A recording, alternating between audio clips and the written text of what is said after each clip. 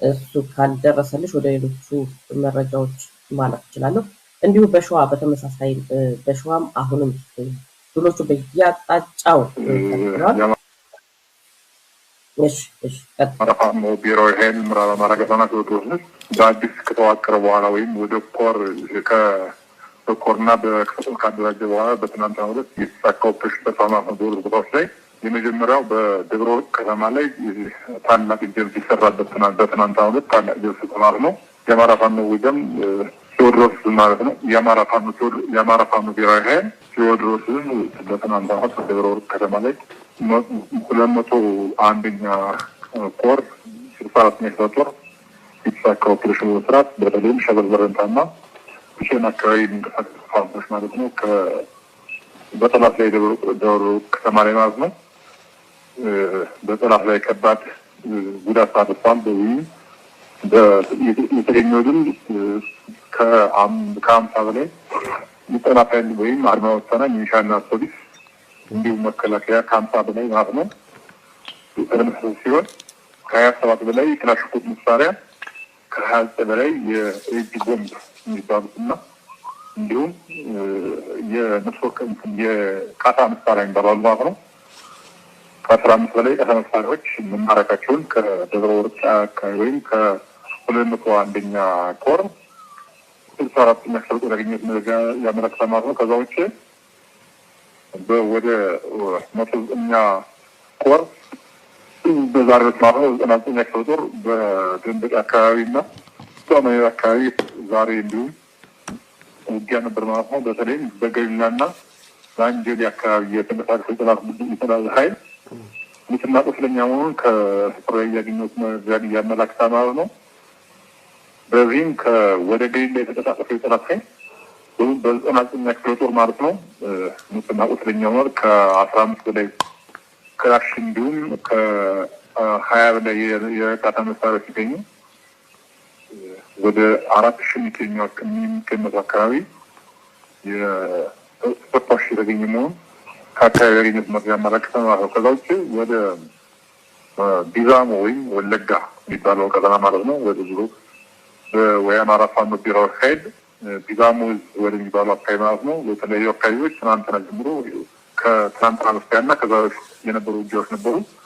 በተለይም ከትናንትና በስቲያ የነበሩ ውጊያ ከ20 በላይ የጠላት በሜዳቸው ማለት ነው የኦሮሚያ ልዩ ኃይል ብሎ ያሰማሩት ወደ አማራን ለመግደል እየመጣ ማለት ነው። ከ20 በላይ የኦሮሚያ ልዩ ኃይል የተማረከ ሲሆን አንድ ብሬን እንዲሁም ወደ 20 አካባቢ የሚገመቱ የነፍስ ወከፍ መሳሪያዎች ተገኝተዋል ማለት ነው። ከውጊያ መረጃዎች ማለት ነው በተለያዩ ቀጠናዎች የአማራ ክልል መንግስት እንግዲህ ርዕሰ መስተዳድሩ ከበደና ምክትሉ የክልሉ ምክትል ማለት ነው ወደ ጎጃም ከተማዎች በተለይም በደንበጫ በፍኖተ ሰላም አካባቢ መንቀሳቀስ ፋኖን ሲደውት ፋኖን እንዲያብሱ መናገር በማለት ማለት ነው ከከተማ በተለይም ከፋኖ ቀርተው ወደ ብልጽግና የተቀላቀሉ ካድሬዎች እንዲሁም ከተማ አካባቢ ካድሬዎችን የከተማ ነዋሪ በማስመሰል ቄሶችን እንዲሁም የአማራ አባቶችን እንዲሰሩ ማለት ነው። ቄስ ነው ፋኖ የሚደግፍ ቄሶቻቸው የከተማው ሰው ነው ፋኖ የሚደግፍ ማለት ፋኖ ሌፋ ነው ፋኖ ጽንፈኛ ነው ማለት እንግዲህ በመድረክ ለዓለም ለማሳወቅ እየሞከሩና በተለይ ፋኖ ለማሰደብና የአማራ አባቶች የተከበሩ ቄሶችን አባቶች ሳይቀር እዚህ አንድ የአማራ አባት ሌባ ነው አሸባሪ ነው ከጽንፈኛው ጎን ነው ማለት የአማራ አባቶችን ሲመረጡና ሌላ እንግዲህ የመንግስትን በደል ወይም ግፍን እንዳይቃወሙ ለማድረግ በተለይ ከተማዎች በፍኖተ ሰላም በቡሬ ዛሬ በቡሬ ከትናንትና በስቲያ በፍኖተ ሰላም በደንበጫም በቋሪትም ያው በመንቀሳቀስ በተለይ ደንበጫ ላይ ከአማራ ክልል ነው የመንግስት አስተካካለትን ለክልሉ ምክትል አስተዳዳሪ ነበር ሄደ ደንበጫ ላይ በነበረው መድረክ ማለት ነው የፌዴራል የጸጥታ ኃይል የሚባለው ወይም መከላከያ የሚባለው ከአማራ ክልል ከወጣ እኛም እኮ አልተሳካልንም ብሎ እንጂ እኛም ፋኖንን እንዲሁም የሚሳሰሉ ጥያቄዎች ማቅረብ ከክልሉ እንዲወጣ የማድረግ ወይም የደንበጫ ህዝብ ታላቅ የአማራነትን ክብር ያሳየበት እንዲሁም በስሙ ሰላም ደግሞ የደንበጫ ተሞክሮ እንዳይደገም በማድረግ ካድሬዎች እንዲናገሩና ካድሬዎች ፋኖ እንዲያጠለች ፋኖን እንዲሳደቡና የአማራ ህዝብ በነቅስ የአማራን ህዝብ በይፋ እንዲሳደቡ ማድረግ አማራነትን ያዋርዱ መሆኑን ከየካዮች ላይ ያገኘት መረጃ ያመለክታል ማለት ነው። እንዲሁም ከትናንትና በስቲያ ማለት ነው ከቡሬ ከተማ 4 የሚሆኑ የሚሊሻ አባላት ወደ ፋኖ መቀላቀላቸውን ያው የ7 ሰዓት ያፈጠሩ የመረጃ አግኝቻለሁ ማለት ነው። ከዛ ውጭ በተለያዩ ቀጠናዎች ከብልጽግና ሰራዊት በተለይ ሚሊሻ የሚባሉት ወደ ፋኖ የተቀላቀሉ መሆን ከየአካባቢ ያገኘት መረጃ ያመለክታል ማለት ነው። የጎጃሙ ድል በዚህ መልኩ ነው አርበኞች ራሳቸው የገለጹት። በተከታታይ ቀናትና ንግዶች ነበሩ የሚለው ማለት ነው። በተመሳሳይም በሸዋም እንደዚሁ የፋኖ ኃይል ዙሪያውን በመክበብ ይህንን የባንዳና የሰው በላ ቡድን እያስጨነቀ ይገኛል። የሰው በላ ቡድን ቦታዎችን ይዣለው ቢልም የፋኖ ኃይል ግን ወደ ኋላ ያፈገፈገ በመምሰል ይህንን ኃይል ከየአቅጣጫው ዋጋው እያስከፈለው መሆኑን የገለጹልን። ከዛ ውጭ በጎንደርም በተመሳሳይ መልኩ በወሎም በተመሳሳይ መልኩ በተለይ በቅንጅት የሚሰሩት መሬት ላይ ያሉት አንዱ ኃይል ወደ ሌላው ኃይል በመሳብ እርስ በርሳቸው በመናበብ የሚወስዱት እርምጃ የበለጠ ይህንን የሰው በላ ቡድን ከሚገፈል በላይ እንዲራገፍና እንዲሁም ደግሞ ከፍተኛ ቁጥር ያለው ኃይል ወደ ፋኖ ከነ መሳሪያዎቹ እንዲቀላቀል እያደረገው መሆኑን የገለጹልን። ከዛ በቀጥታ ወደ ወለጋ አልፈና ግን የወለጋን መረጃ ላቆይ ወደ ውይይታችን ጋር ልንገባ ስንል ጋምቤላ ላይ ያሉት መረጃዎች ምንድናቸው የሚሉትን ወደ እናንተ ብመጣ ይሻላል። ከዛ በፊት ምንድነው ያለው የሚለውን ባጭሩ ላቅርብና ከደቡብ ሱዳን በአማጺነት የተዋጋ የሚገኘው የሪክ ማቻር አማጺ የኑዌር ቡድን ከደቡብ ሱዳን ጦር ድንበር ተሻግሮ ከ5 በላይ የኢትዮጵያ ወረዳዎችን የተቆጣጠረ መሆኑን የኢትዮ 60 የዓይን ምንጮች ከስፍራው የደረሱልን የዓይን እማኞች ከስፍራው የገለጹልን። ይህንን ወረራውን በኢትዮጵያ የሚገኙ በደቡብ ሱዳን ስደተኞች ጣቢያ በ7 መጠለያዎች ቀድሞ በስደተኛ ስም ሰርገው እንዲገቡ የተደረጉ ታጣቂዎች መጠነ ሰፊ ጥቃት በመክፈት እስካሁን ከ58 በላይ የሚሆኑ ኢትዮጵያዊ የሆኑ የአኝዋክ ብሔር ነዋሪዎችን መግደላቸውንም በዓይናቸው ማየታቸውን አረጋግጠዋል። ጥቃቱ በሁለት ድንበር አዋሳኝ በሆኑ የኢትዮጵያ መሬቶች ዙሪያም ቀጥሏል ሲሉ ነው የኢትዮ 60 ምንጮች የገለጹት። በተከታታይ ነዋሪዎች እንኳን ምን ያህል ወገኖቻቸው እንዳለቁ እንኳን ማወቅ በማይቻልበት ሁኔታ ውስጥ ከተማ ውስጥ መንቀሳቀስ እንዳይቻል ተደረጎ የአስቸኳይ ጊዜ አዋጅ ቢታወጅም አሁንም ከተማው በከባድ ውጥረት ውስጥ መሆኑንና አካባቢው ላይ በሙሉ ምንም አይነት እንቅስቃሴ እንዳይኖር መደረጉን፣ ነገር ግን ይሄ ቡድን አሁንም በበላይነት የነዋሪዎቹን ቤት እያቃጠለና ነዋሪዎችን በግፍ እየገደለ መሆኑን ነው በፎቶ በማስደገፍ ጭምር የገለጹልን። እንግዲህ 58 በላይ ንጹሃን መገደላቸውን ገልጸውልናል። በተያያዘ ዜናም የክልሉ ምክትል ፕሬዝዳንት ነው የሚባለው ዶክተር ጋትሉት ሪዮን ከኃላፊነት መነሳቱንም ገልጿል። እስካሁን በዚህ ሰዓት የክልሉ የፖሊስና የአድማ ብተና አባላት በሰፊው እየተሳተፉ መሆናቸውንም የኢትዮ 60 የዓይን እማኝ ምንጮች የገለጹት። ይህንን ደግሞ የራሳቸው በአካባቢ ያሉ የጋምቤላ ክልል ተወላጅ የሆኑ ነዋሪዎችም በዓይናቸው የተመለከቱትን አጠቃላይ የተሰራ ያለው ደባ ምን እንደሆነም በድምጻቸው ጭምር የገለጹልናል። ካፋ በኋላ ወደ እናንተ የምናቀርብ ይሆናል። ሌላው በትግራይ የልማት ድርጅቶች ላይ ጥሎት የነበረውን የባንክ ሂሳብ እግድ ከፍትህ ሚኒስቴር በወጣ ወይም ደግሞ ወጣ በተባለ ደብዳቤ ይኸው ቤተመንግስቱ የተቆጣጠረው የወዲዱ ኦነግ ቡድን ማንሳቱን ወይም ደግሞ እግዱን ማንሳቱን ነው የኢትዮ 60 ምንጮች የገለጹልን። ደብዳቤውን በመላክ ጭምር ነው። ምናልባት ልዩ ደብዳቤው አለ የፍትህ ሚኒስቴር የሚለው ማለት ነው።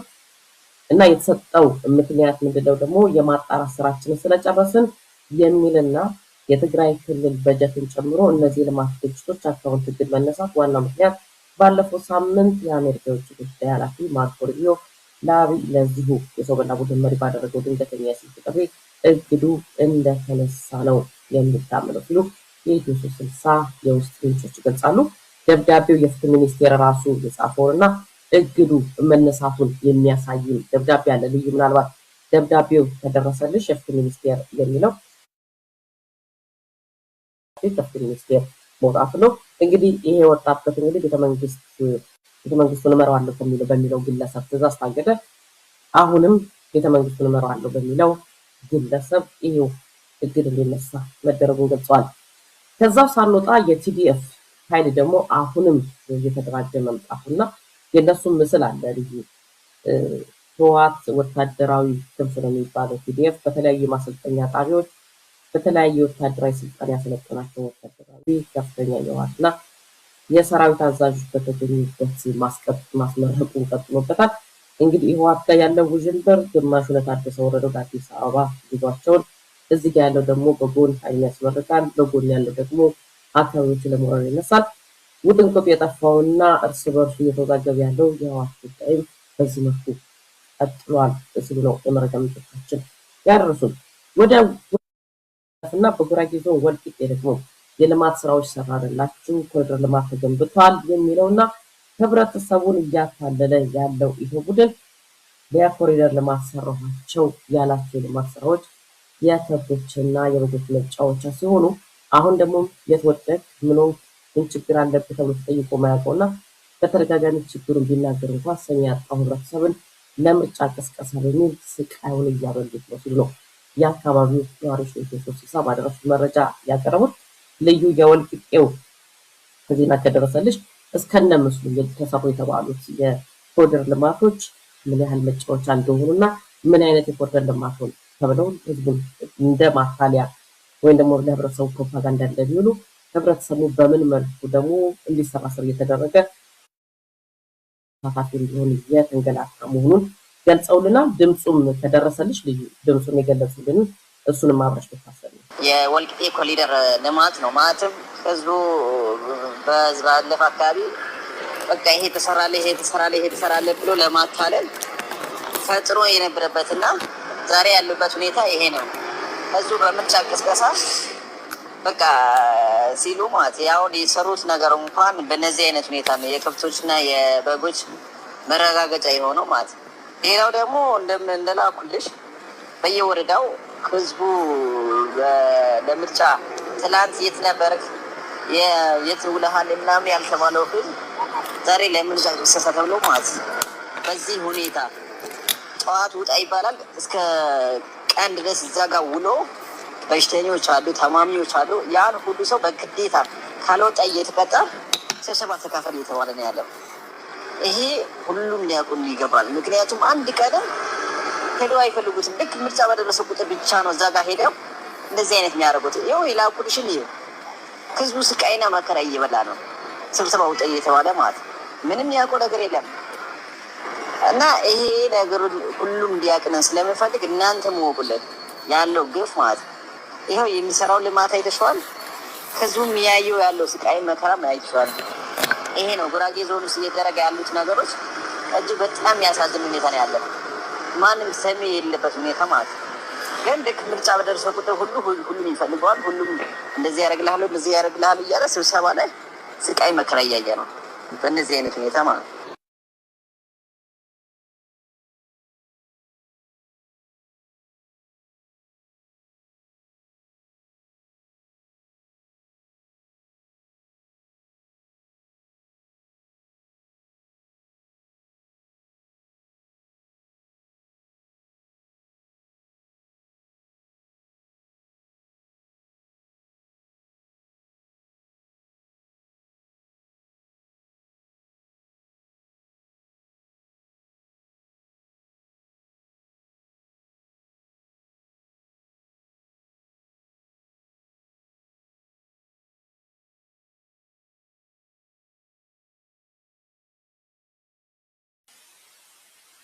ይቅርታ ድምፄን ሰጥቼው ነበረ። በወልቂጤ እየተደረገ ያለው ለምርጫ ቅስቀሳ ህብረተሰቡን የማነሳሳትና ህብረተሰቡ በግዴታ በምርጫው እንዲሳተፍ የማድረጉ ሂደት በአጠቃላይ በመላው ኢትዮጵያ በሚባል ደረጃ እየተካሄደ ያለና ህብረተሰቡ መውጫ መግቢያ እስኪያጣ ድረስ በዚሁ በባንዳና በካድሬ ቡድን እየተንገላታ መሆኑን ከተለያዩ አቅጣጫዎች ለኢትዮጵያ ስሳ የሚደርሱት መረጃዎች የሚያመለክቱት። ይህ በእንዲህ እንዳለ ደግሞ በቲክቶከሮች ወይም ደግሞ በማህበራዊ ድረገጽ ላይ በትልቅ አድማጭ ያላቸው ብዙ ተከታታዮች አሏቸው።